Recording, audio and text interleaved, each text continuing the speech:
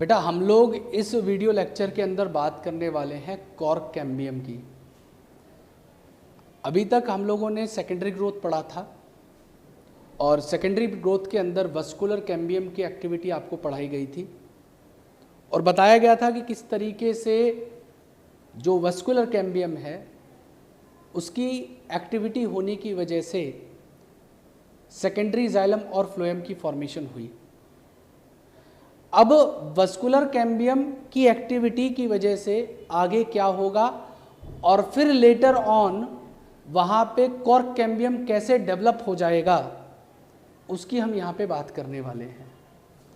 तो मेरी बात को ध्यान से समझिएगा। टॉपिक का नाम मैं जो बढ़ाने जा रहा हूँ वो है बेटा कॉर्क कैम्बियम। कॉर्क कैम्बियम यहाँ पे हम लोग बात करेंगे। कॉर्क कैम्बियम का दूसरा नाम और होता है बेटा जिसे हम लोग फेलोजन भी कहते हैं। तो ये फेलोजन की एक्टिविटी कैसे होगी तो उसे जानने से पहले एक छोटी सी बात आप समझिए। ये बेटा एक स्टेम है या इस स्टेम का मैं ट्रांसफर सेक्शन आपके सामने बना रहा हूँ और ये जो लेयर मैं बना रहा हूँ ये आपकी वस्कुलर कैम्बियम है। इस वस्कुलर कैम्बियम की एक्टिविटी होने की वजह से ये सारा का सारा पार्ट जाइलम का अंदर की तरफ बन गया है। ये प्राइमरी जाइलम अंदर आपको देखने के लिए मिल रहा है। ये प्राइमरी जाइलम है जो आप देख पा रहे होंगे और सेकेंडरी जाइलम ये सारा पार्ट है सेकेंडरी जाइलम का। ये सारा का सारा हिस्सा सेकेंडरी जाइलम है। अगर लेबल करना चाहो तो लेबल कर सकते हो। दिस इज प्राइमरी जाइलम और दिस इज सेकेंडरी जाइलम। उसके बाद ये हो गया आपका वस्कुलर कैम्बियम। ठीक है जी। इस वस्कुलर कैम्बियम के चारों तरफ सराउंडेड जो मिलेगा आपको वो मिल रहा है फ्लोएम या सेकेंडरी फ्लोएम। ठीक है जी। अब इसी वस्कुलर कैम्बियम की एक्टिविटी होने की वजह से ये जो कॉर्टेक्स वाला रीजन था, ये जो कॉर्टेक्स वाला रीजन था और ये जो एपिडर्मिस वाला रीजन था, ये कॉर्टेक्स और एपिडर्मिस वाला रीजन था, ये क्या होता चला जाता है बेटा, ये थोड़े टाइम बाद वस्कुलर कैम्बियम की एक्टिविटी बढ़ने के कारण ये दोनों पोर्शन एपिडर्मिस और कॉर्टेक्स खत्म हो जाते हैं और इसी कॉर्टेक्स में एक नई लेयर फॉर्म होती है नए कैम्बियम की जिसे हम कॉर्क कैम्बियम कहते हैं, जिसकी सेल्स रेक्टेंगुलर शेप आपको देखने के लिए मिलेंगी। इसी कॉर्टेक्स वाले रीजन में आपको रेक्टेंगुलर शेप की सेल्स देखने के लिए मिलेंगी ये। और ये जो रेक्टेंगुलर शेप की सेल्स देखने के लिए मिल रही हैं ये है हमारी बेटा कॉर्क कैम्बियम। ये हमारी कॉर्क कैम्बियम। बना दीजिए इस कॉर्क कैम्बियम को। और इसी कॉर्क कैम्बियम को हम लोग क्या कहते हैं, इसी को हम लोग नाम देते हैं फेलोजन। तो ये जो लेयर बन के आई किसमें, कॉर्टेक्स वाले रीजन में, क्या कह दिया इसे मैंने, कॉर्क कैम्बियम। अब इस कॉर्क कैम्बियम की एक्टिविटी भी होती है, किस तरीके की होगी, तो ये दोनों तरफ डिवाइड करता है। बाहर की तरफ डिवाइड करते हुए ये कॉर्क कैम्बियम, मतलब कहने का ये है कि जैसे सपोज करो ये कॉर्क कैम्बियम है, रेक्टेंगुलर शेप की सेल्स थी, ये क्या था, कॉर्क कैम्बियम। सीसी मतलब कॉर्क कैम्बियम। अब ये कॉर्क कैम्बियम बाहर की तरफ भी डिवाइड कर रहा है, तो बाहर की तरफ ये इस तरीके की हेक्सागोनल शेप की सेल्स बना रहा है जिसके ऊपर लेटर ऑन सुबेरिन, जो कि एक वाटर इम्परवियस कंपाउंड होता है, इसका डिपोजिशन करवा देता है सुबेरिन जो कि वाटर इम्परवियस कंपाउंड है उसका डिपोजिशन करवा देता है। और बेटा ध्यान से सुनिएगा मेरी बात, ये सेल्स जो हेक्सागोनल सेल्स थी ये बन जाती हैं फेलम, या जिसे मैं, हालांकि बार्क कहना इसको सही नहीं है, फेलम कहना सही रहेगा, क्योंकि बार्क एक अलग टर्म है, वो मैं बताऊंगा। वस्कुलर कैम्बियम के बाहर सेकेंडरी फ्लोएम के बाद जो भी बाहर वाला पोर्शन, मतलब ये पूरा पोर्शन, वस्कुलर कैम्बियम के बाहर वाला पूरा पोर्शन बार्क कहलाता है। तो ये जो बाहर वाला पोर्शन है ये तो बन जाएगा फेलम, ठीक है। और अंदर की तरफ भी इसकी डिवीजन होगा, ये कोर कैम्बियम अंदर भी डिवाइड करेगा, और अंदर की तरफ ये पेरेन्काइमेटस सेल्स बनाता है। ये पेरेन्काइमेटस सेल्स जो अंदर की तरफ बनेंगी इसे हम कहते हैं बेटा फेलोडर्म, इसे हम लोग नाम देते हैं फेलोडर्म। तो बीच में था हमारा फेलोजन, और इस फेलोजन ने बाहर की तरफ बनाया फेलम। फेलम ने जो आउटर पोर्शन में बनाया ये सेल्स डेड थी, सुबेरिन का इनके ऊपर डिपोजिशन था, और अंदर की तरफ जो बनी वो क्या बनी, हमारी सेकेंडरी कॉर्टेक्स बना। ये सेकेंडरी कॉर्टेक्स वाली सेल्स कैसी थी, पेरेन्काइमेटस सेल्स थी, और इसे हमने क्या नाम दिया, इसे हमने नाम दिया बेटा phelloderm. This is called phelloderm. तो आप यहाँ पे क्या देखेंगे, आप देखेंगे इसके नीचे की तरफ तो सेकेंडरी कॉर्टेक्स बन जाएगा, इसके नीचे की तरफ जो सेकेंडरी फ्लोएम है उससे मिलता हुआ तो बन जाएगा सेकेंडरी कॉर्टेक्स, क्योंकि प्राइमरी पहला वाला जो कॉर्टेक्स था वो तो खत्म हो गया था वस्कुलर कैम्बियम की एक्टिविटी की वजह से, और दूसरा जो कॉर्टेक्स बना है ये है सेकेंडरी कॉर्टेक्स। इसको किसने बनाया है, इसको बनाया है कोर कैम्बियम ने, और इसको दूसरा नाम क्या दे रहे हैं बेटा, इसे हम कह रहे हैं फेलोडर्म। कोर कैम्बियम को क्या नाम दिया, फेलोजन।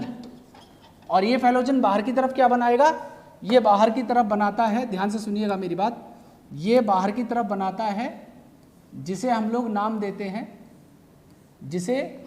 देते हैं, फेलोजन। अब होता क्या है, सॉरी फेलोजन नहीं बेटा, फेलम होगा, ये बाहर की तरफ जो बनेगा उसे हम फेलम कहेंगे। अब होता क्या है, ये तीनों मिलके, कौन कौन सा पार्ट, ये फेलोडर्म, फेलम और फेलोजन, ये तीनों चीजें मिलके बना लेती हैं पेरीडर्म को। ये तीनों मिलकर क्या बनाएंगी, पेरीडर्म को फॉर्म कर लेती है। अब इस कोर कैम्बियम की एक्टिविटी की वजह से जो फेलम वाली लेयर है, ये जो फेलम वाली लेयर है ये टूट जाती है, इट गेट ब्रेक डाउन, और ये स्लॉट ऑफ हो जाती है, टूट जाती है वहां से बाहर, क्योंकि डेड थी तो ये बनती रहती है, टूटती रहती है, निकलती रहती है। तो इस तरीके से हमारी कोर कैम्बियम की एक्टिविटी होती है बेटा। अब एक बात और है, जो ये कोर कैम्बियम है ये बाहर की तरफ आउटर साइड में कुछ पेरेन्काइमेटस सेल्स को कट ऑफ कर देता है, तोड़ देता है, और जिस जगह से वो कट ऑफ करेगा उसे पेरेन्काइमेटस सेल्स को आउटर साइड में, वहां पे लेंस शेप कुछ ओपनिंग बन जाएंगी जिन्हें हम लोग लेंटिकल्स कहेंगे, जिनका काम होगा गैसियस एक्सचेंज को करवाना एटमॉस्फेयर और इंटरनल पार्ट्स के बीच में, ये काम होता है लेंटिकल्स का। तो आइए ये जो मैंने कुछ बताया है इसको आप पॉइंट वाइज स्लाइड से देख लीजिए ताकि कोई कंफ्यूजन ना रह पाए। तो ध्यान से देखिएगा, इधर इसमें सबसे पहला पॉइंट लिखा हुआ है कि जब स्टेम कंटिन्यू करता है ग्रोथ में तो इंक्रीज होती है बेटा उसकी गिर्थ। उसकी सबसे पहले क्या है, गिर्थ इंक्रीज होती है, किसकी वजह से, वस्कुलर कैम्बियम जो सेकेंडरी ग्रोथ हुई थी, और वहां पे जो आउटर कॉर्टिकल और एपिडर्मस लेयर है वो क्या हो जाती है, टूट जाती है, ब्रोकन हो जाती है, और उस चीज को रिप्लेस करने के लिए एक नई प्रोटेक्टिव सेल लेयर आती है, और उसी प्रोटेक्टिव सेल लेयर जो कि मेरिस्टेमेटिक टिश्यू से बनी होती है, जिसे हम लोग कोर कैम्बियम या फेलोजन कहते हैं, ये डेवलप हो जाएगी कॉर्टेक्स वाले रीजन में जो टूट गया था।